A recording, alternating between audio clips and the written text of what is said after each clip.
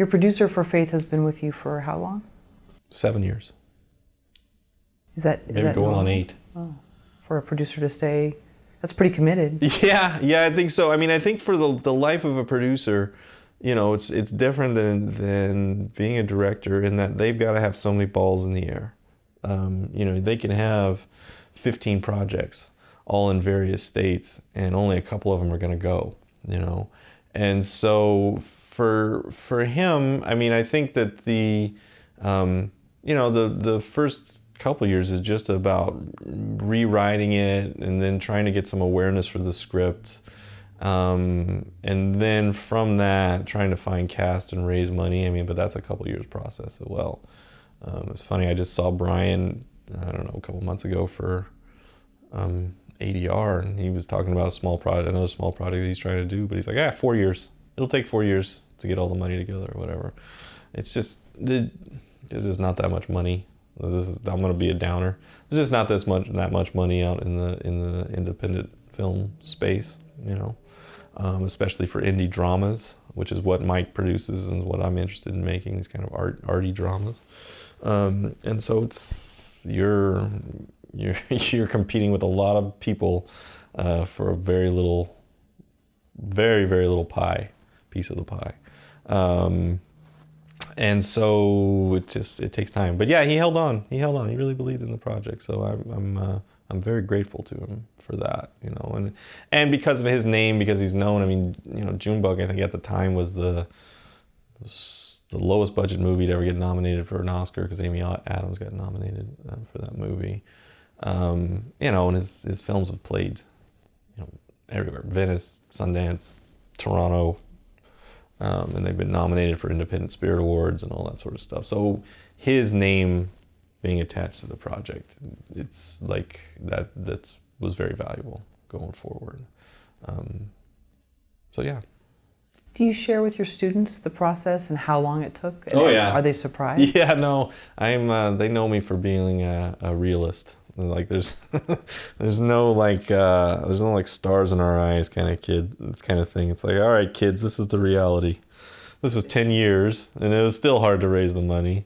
And I mean, and I talked some of the stuff we were talking about in terms of numbers. You know, I was talking to them about like the films that, for instance, that played at Sundance that are going to be made for anywhere from $1 million to $5 million, and they're mostly getting, if they get an offer, lots of them don't even get offers, but if they get an offer, they're $100,000 to $150,000 for worldwide rights, you know. And so I'm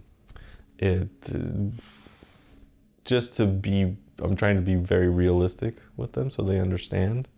But if you really want to do it, you'll still do it. I'm a very practical guy, and so one of the things we talk about quite a bit, the way I've set my life up is I have this one thing that pays my bills so I can do this other thing. And so if you can figure out a way, it doesn't have to be teaching. As a matter of fact, I wouldn't recommend it's teaching because there's fewer and fewer of these jobs out there. But if you can figure out a thing that you don't hate, you don't have to love it, but you don't hate it, and it pays well enough to where, you know, you can pay your bills, pay your rent, pay your mortgage, whatever. If you have kids, they got new shoes on their feet. And then you can sort of carve out time to do this other thing, whether it's directing your own features or it's shooting. You know, lots of students want to be DP. I would say that's probably more popular than even directing. Oh, wow. They like the gear, they like the camera. They want to play with the tools, the toys. That's kind of what I talk to them about is facing that reality. Because how many kids are in film school all around the country or all around the world who all want to do the same thing? And so you got to figure out how you're going to survive first. And then you can sort of navigate your way into that whatever avenue you want to go, whether it's writing, directing, screenwriting, DPing, editing, whatever. Do a lot of the students say, well, so-and-so put their first movie on a credit card or whatever, so you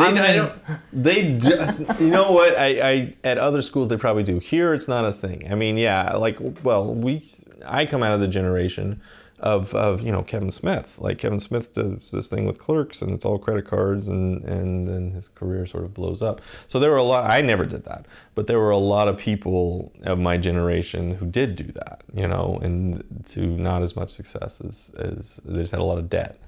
And not this huge blossoming career. So no, I don't hear that much. I mean, I will say that I give them the like, if I was a film student now, what I would probably do is I would, I don't know if I would form a company, but you know, find 2 other people who are different than me. So if I'm the writer-director, I'd find somebody who's really good with the camera, and maybe somebody who's good at post, or somebody who's good as a kind of producer who doesn't mind calling people out of the blue and asking for stuff for free, somebody like that.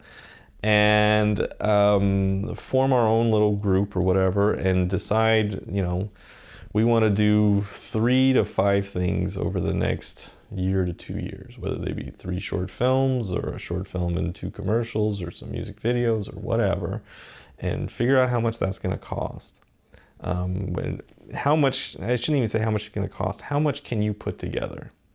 So can all 3 of you save $100 a month? So if all 3 of you are saving $100 a month, now all of a sudden you got about almost $4,000. You got about $3,600 if each one of you puts together puts away $100 a month.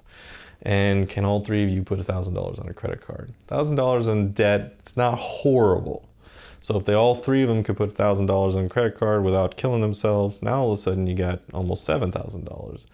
Then can all 3 of you start a crowdfunding campaign where you raise $2,500? So with that, you got about 10 grand, or close to it. What can you do for $10,000? You know, the 3 of you, can you guys come up with, again, 3 ideas, 5 ideas? All of them have to be small. I would not recommend that they make a feature film. I know there's people who make feature films for $10,000.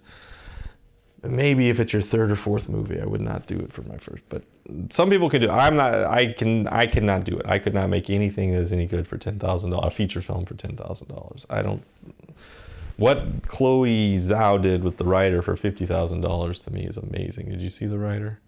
No, I wanted to. Beautiful movie. I saw the trailers. Mm-hmm. 50,000. It's unbelievable. But so anyway, that is a plan where they're not going hugely in debt. There's a little bit of debt, and if they can't do the debt, then they don't do the debt. You just do the savings and the crowdfunding, and now you got $6 grand or something like that, right? Okay, what can we do for $6,000? And it allows them to make stuff. They don't need anybody's permission. It's just the 3 of them or the 4 of them. They're doing the stuff that they're interested in. They're getting better at it. And maybe one of those things gets them a little attention to do something bigger. Probably not a film for Marvel, but maybe a local commercial for somebody who has a little bigger budget, and they can do something more, or a bigger music video, or a bigger short film, or whatever. Some sort of branded content for somebody. That would be the process that I would go through if I was a student now coming out. And this is, by the way, none of this is, and there are people who are doing this all over the place now, so this is not some I have no patent on this patented idea. But it's a smart way to go about it without wait. Because what most of us do when we get out of film school is all right, I'm just gonna wait for somebody to call me and offer me all kinds of money to do something, and that never happens. Alexander Payne is like the only person I know that happened for, because everybody loved his graduate thesis film.